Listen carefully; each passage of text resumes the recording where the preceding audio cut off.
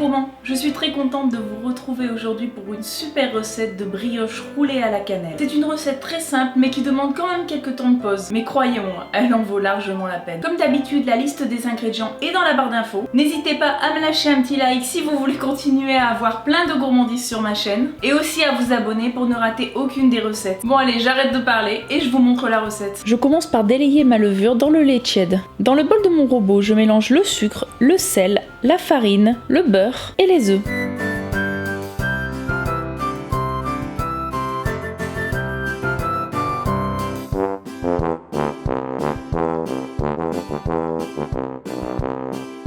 Puis j'ajoute le lait mélangé à la levure. Si vous le faites au robot, il faut mélanger avec le crochet pétrisseur.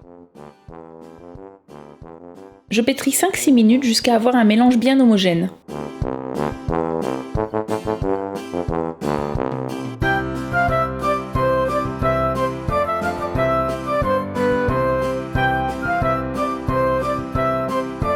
Quand ma pâte est prête, je la place dans un plat huilé, je recouvre de film alimentaire et je laisse dans un endroit chaud pendant environ 1 heure, jusqu'à ce que la pâte double de volume. Pendant que ma pâte lève, je vais préparer la garniture. Pour cela, il suffit juste de mélanger la cassonade, le beurre bien mou et la cannelle. Maintenant que ma pâte a bien gonflé, je vais l'étaler. Ici, je l'ai étalée entre 2 feuilles de papier sulfurisé, mais je vous le déconseille. Ça fonctionne bien mieux de l'étaler sur un plan de travail bien fariné. Une fois votre pâte étalée, dispersez la garniture dessus.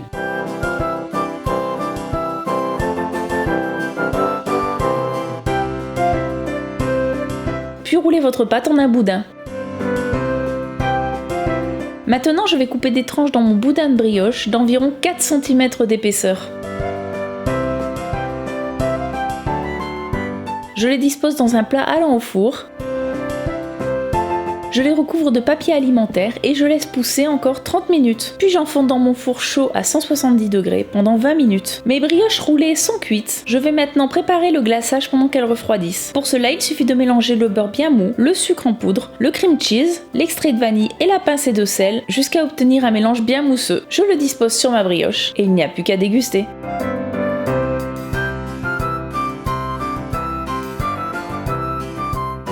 Et voilà, notre recette est déjà prête. J'espère qu'elle vous plaira et que vous vous régalerez avec. À demain pour encore plus de gourmandises.